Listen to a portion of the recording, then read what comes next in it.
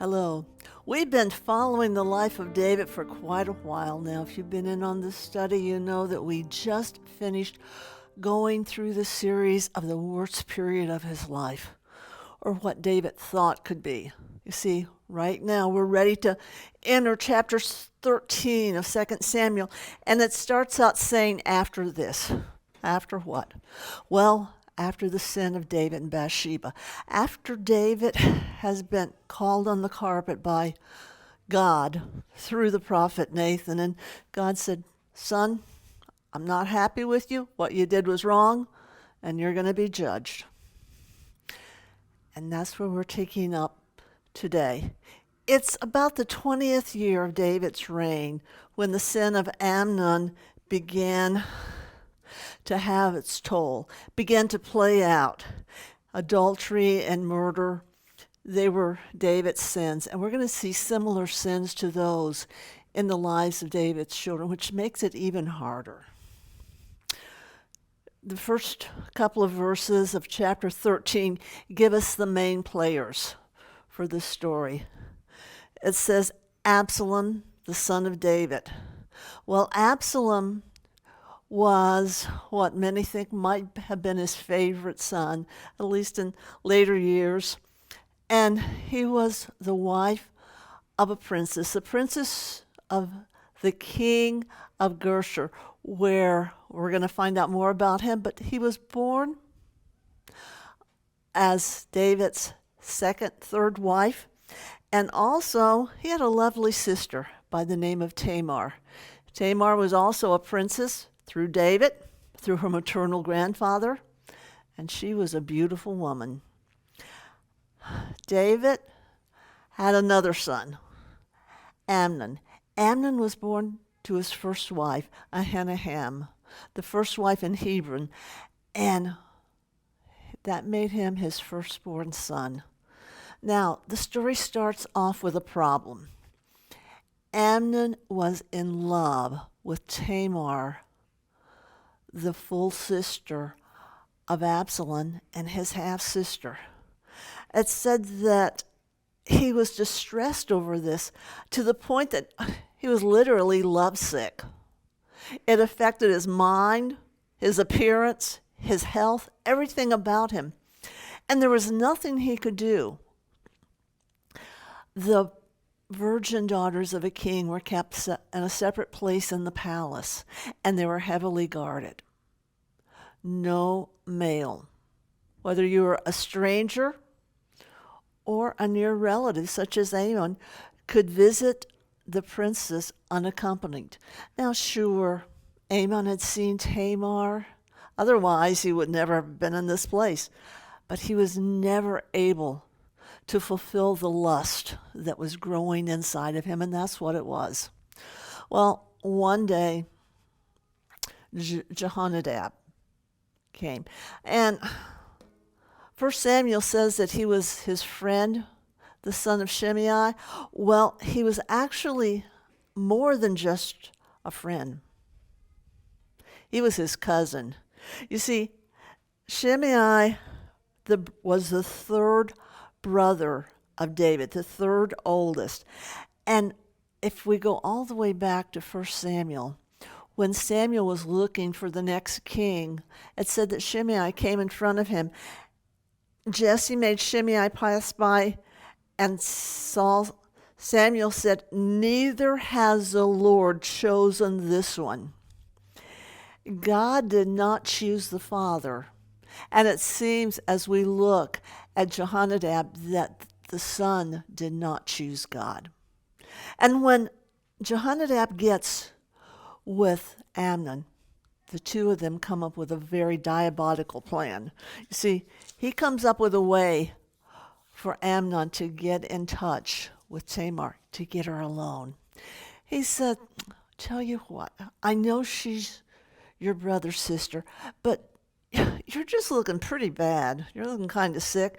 When your dad comes to see you, as we know the king will, just tell him that you are sick and that your stomach is upset and you can't eat a thing, but oh, if only your sister Tamar could come and make some of her special cakes where you can watch her, that you think you might be able to eat some of that.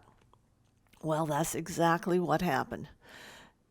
David came to see him, and sure enough, he said, please let my sister come and make me a couple of cakes.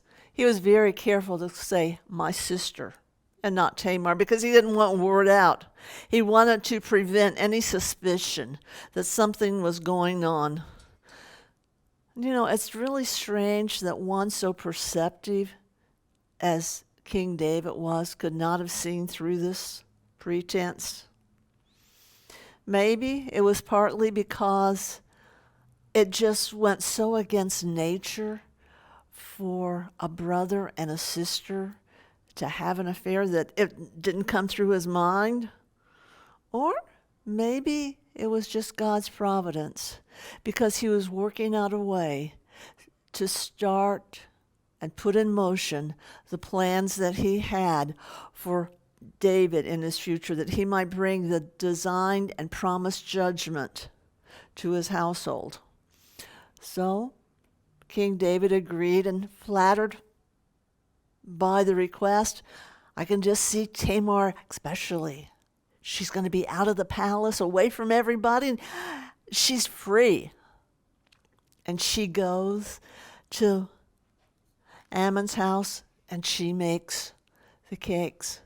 And it's probably set up so that he has a bedroom and he can see what's going on, and it might be in another room where she's baking, or it could be out in the courtyard. Anyway, she finishes, and Amnon sees that she's finished, and the first thing that he does is he sends everybody out. No one's left but him and Tamar. No witnesses. And then he says, oh, Tamar, would you bring the cakes into the bedroom so that I could have it here? Yes, of course, she does. And when she does, it says that Amnon grabs her. And immediately, she warns the consequences of this disgraceful thing that he's doing. And she said, don't let it be. And she, first of all, says, my brother. She calls attention to the fact that, hey, it's not just a man and a woman here, but we're brother and sister. This is really wrong. And she says, this is a disgraceful thing, referring to it as being a very grave sin. And in Hebrew, it means a violation of the sacred taboos that define, hedge, and protect the sanctuary of the society. This should never happen in the country or the nation of Israel. Incest was forbidden. She says, and where could I go with this shame? It will follow me all of my life. If you violate me, I have no hope of going on. And he kept on insisting. And so then, as a last resort, she said, speak to the king. He will not withhold me from you. Now, either she did not know or she forgot the law that this would not be allowed, or she thought, if your father finds out what you did, and because you're the oldest and the next in line for the crown, surely he will make a way so that we can get married and you'll not be punished. Or maybe she said this just thinking, let me get his mind off of it and find a way out, and I'll deal with how to take care of it later. But it says that he forced her. And the word can mean he humiliated her. Victims who have gone through rape sometimes speak more strongly about the humiliation that they feel because of the act, rather than the cruelty of the act itself. And Amnon rapes her, and after the deed is done, it says that he hates her exceedingly, partly because his lust is now satisfied, and maybe he thinks, oh, what have I done? He realizes with a clear sensed for the first time, probably in months, exactly how awful this deed is, and recognizing the depravity of it, recognizing what it could cost him. It could cost him the throne. He is the next in line. He's the oldest of the son. And then, partially, or principally, it was because of God's judgment on him that he was feeling this. And, maybe there was also just a measure of self-hatred, because he knows now that what he has done is so awful, and he just feels dirty. Or maybe there's this hatred that he has toward Tamar is because he has been loving her all this time, and she cannot stand him even after this has happened. And so he tells her to get out. And she says, sending me away is greater than the other. Though the rape was in itself the greater sin, this act of cruelty was greater to her because it exposed her to public shame and public contempt. Amnon doesn't care. He doesn't listen.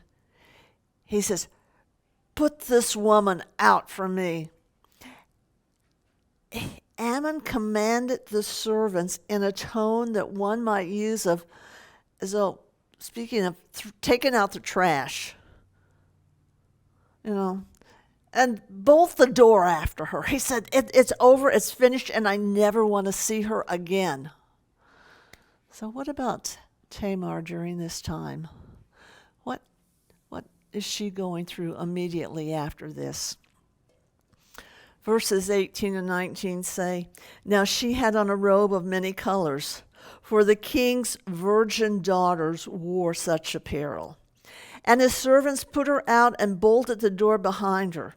Then Tamar took ashes on her head, tore her robe of many colors that was on her, laid her hand on her head, and went away crying bitterly. That garment that was associated with virgin princes being torn by her and throwing it on the ground was very appropriate, since she had lost her virginity to a brother who overpowered her in such a humiliating way. She had taken in a token of mourning. She was going through that. Her face was defiled with ashes as her body had been, and the hand upon her head as though she were staggering under a burden and lamenting her fate, trying to hide her face.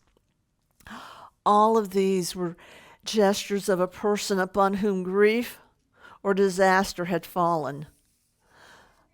They were also employed of a person in deep mourning and great national misfortune.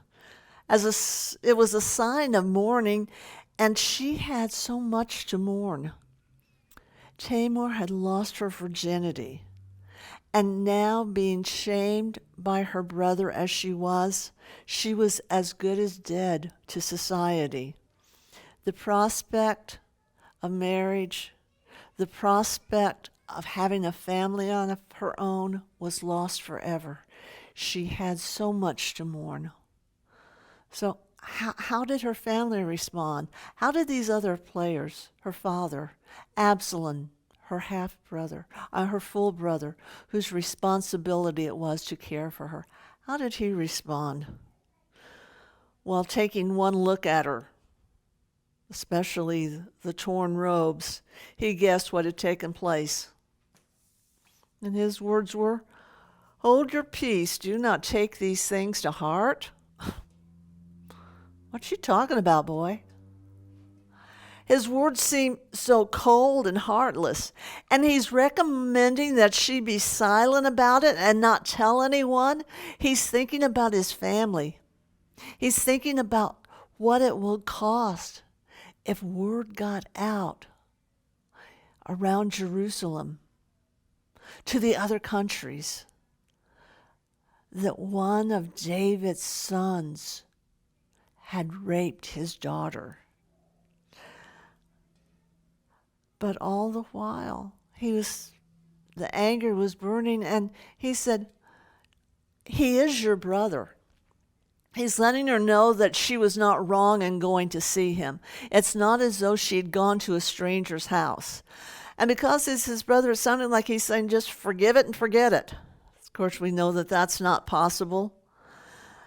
And he said, and not only that, the intent behind these words, you, by wearing that robe, that shows that you are the king's favorite daughter. But as favorite as you might be, Amnon is the firstborn. He carries more clout than you do. And as dear as you might be to Daddy, Amnon is more dear. He's not going to do anything to take your side over his side. And so it said that she remained desolate for the time she lived there. And the term desolate is used to describe either a person or a piece of property, and it means being neglected and abandoned and forsaken by others. See, none would seek her in marriage, and through shame and dejection of mind, she gave herself over to solitude. So how does David feel about this? Well, David was very angry. Very angry. He didn't punish Amnon. He didn't give him the death penalty which he deserved. Perhaps it was because he knew that Amnon was his firstborn and going to take the throne eventually, and so Amnon just had a soft spot in his heart. Maybe that was the reason. Or maybe it was because he looked at Amnon's sin motivated by lust and thought about his own sin years earlier when he went after Bathsheba in the same manner that Amnon went after Tamar. And so he allowed it to go unpunished. And, Amnon's case was further complicated because if he killed Amnon according to the law, then it all would come out in public.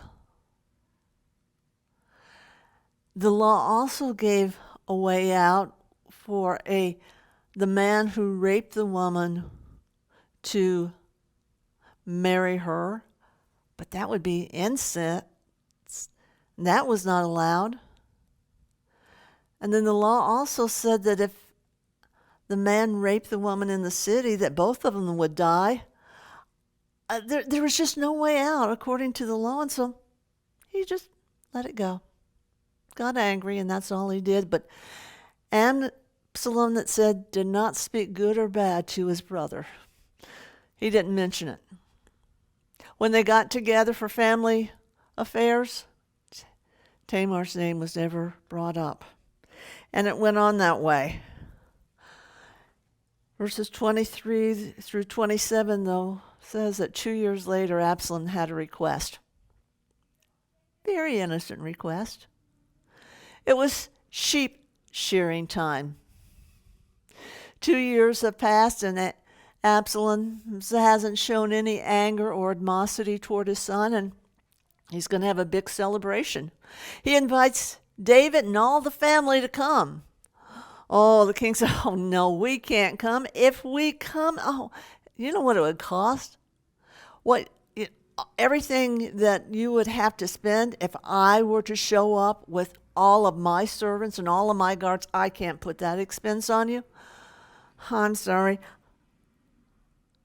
And so he blessed Absalom. He gave him a blessing and said, go, God be with you, and God prosper you in whatever you're doing. Let me tell you, we need to be careful who we bless, because Absalom kept going. And Absalom said, well, Dad, if you can't come, would you let my brother come? Oh, no, Amnon and all the others.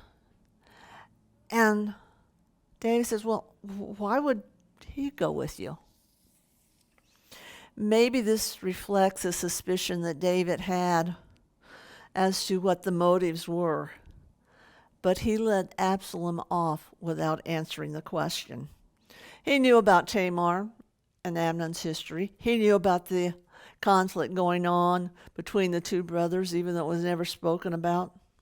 But God must have blinded his mind that he might execute judgment on David, as had been foretold through the prophet Nathan, and also that judgment might come upon Amnon for the terrible sin that he committed.